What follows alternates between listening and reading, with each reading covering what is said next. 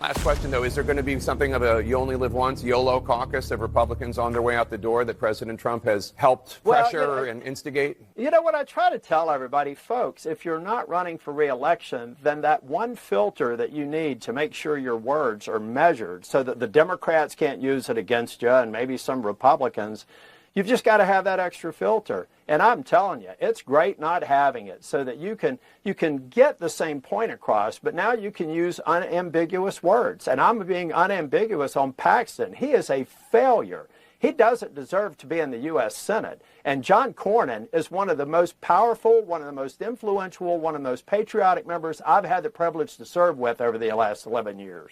Ladies and gentlemen, welcome back. So what we've been seeing over the past couple of weeks are rhinos coming out and showing their true colors, all because President Trump refused to give in to the rhino establishment. And one of the latest rhinos we now have coming out is Tom Tillis, where he went on CNN and made it very clear that he does not have a filter and his goal moving forward is to block President Trump's agenda, all while opposing those candidates that President Trump has endorsed. We also have another rhino who lost an election, came out and hinted on live television that they might be running in 2028 for president, and a lot more that we're going to cover throughout today's video. Let us get into it by taking a look at this video of Tom Tillis having a meltdown over Bill Cassidy, who lost his primary, and John Cornyn, who's about to lose his primary as well. Play clip.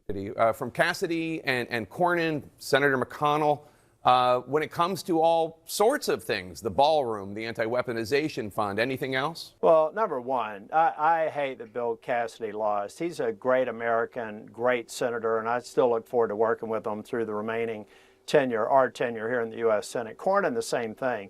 And to call Paxton ethically challenged is to call Jeffrey Dahmer suffering from an eating disorder.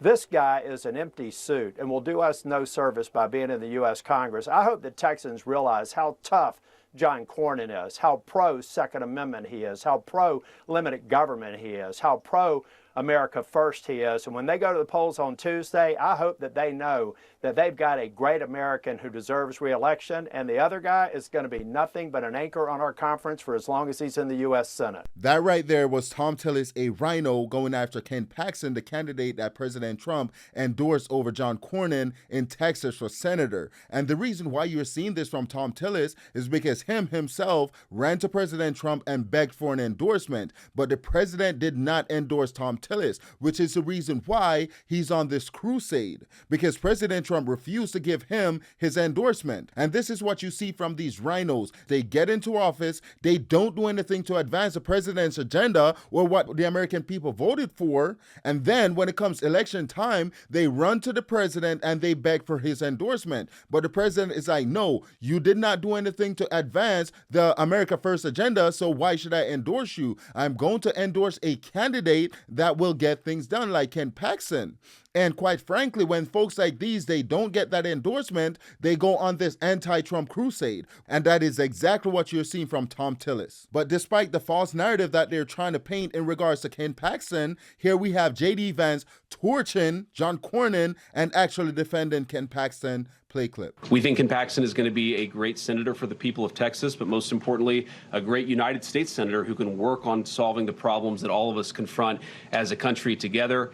I've known John Cornyn for a long time, but unfortunately, you know, when it really counted, Ken Paxton was there for the country, was there for the president, and that's why he ultimately earned the president's endorsement. He thinks he's going to be a better senator, thinks he's going to make a better candidate. That was Vice President J.D. Vance making it crystal clear that Ken Paxton is a more reliable candidate than John Cornyn, because when the country needed John Cornyn, he wasn't there, and Ken Paxton was there when the country needed him, because Ken Paxton was he's the Attorney General for Texas, and he did a lot of great stuff during the Biden years when the borders were being overrun by illegal aliens. And another thing as well, John Cornyn, he's fighting a losing game because he's tanking in the polls, which I'm going to show you in a bit. But what we see John Cornyn doing, he's attacking Ken Paxton with a whole bunch of false claims because he knows he's not going to beat Ken Paxton fair and square. Play clip. Law enforcement is supporting me is because basically Ken Paxton's been soft on crime, and he's found himself in the dock basically as a criminal defendant himself, and has a tainted reputation, to be sure. But I think some of these cases that we've seen where the local DA has recused themselves and the Attorney General's office has come in to prosecute, he's cut some deals, including with child predators that have just been indefensible. And I think as somebody who has always been very supportive of prosecutions of sex traffickers and predators, it is unacceptable to me. That was Senator John Cornyn, the Rhino, peddling the same lies and narrative that you typically hear from the Democrats, which tells you everything that you need to know about John Cornyn. But the thing is, he continues to be in this race, even though he's about to lose in historic fashion. Because if you look on Kalshi, what you're seeing is that Ken Paxton has a 95%, basically a 96% chance of winning this election, this primary. And John Cornyn is all the way down to a 4.4% of winning, which is insane. And a lot of people are asking, why hasn't John Cornyn dropped out of this election? And here he was asked about it. Play clip. Now that the president has come out, made very clear, and he's had a nearly perfect record in all of these primaries, why stay in this race? Well, because only Texans get to vote. And we've had 2 days of early voting. It looks very encouraging. And I believe that we still have a very good chance of winning in the race. How much did the president, in your view, endanger the Senate majority by getting behind Paxton? Well, I think you'll have to talk to others. Really, I'm just focused on my race right now. That was John Cornyn. He was asked about why is he in the race even though he's about to lose. And he knows because he's seeing the numbers that we're seeing as well. And the reason is simple. It's because President Trump endorsed Ken Paxton as a middle finger to the Rhino establishment. And they're pretty pissed off right now because John Cornyn and his campaign and John Thune and the rest of them have spent over $90 million on ads so far, compared to Ken Paxton, who has spent $4 to $10 million on ads so far. And speaking of losers, here we have Thomas Massie, who went on NBC to essentially indicate that there's a possibility that he might run for president in 2028. Play clip. Are you considering a run for president in 2028? I will not rule out anything, and right now I'm not going to rule in anything.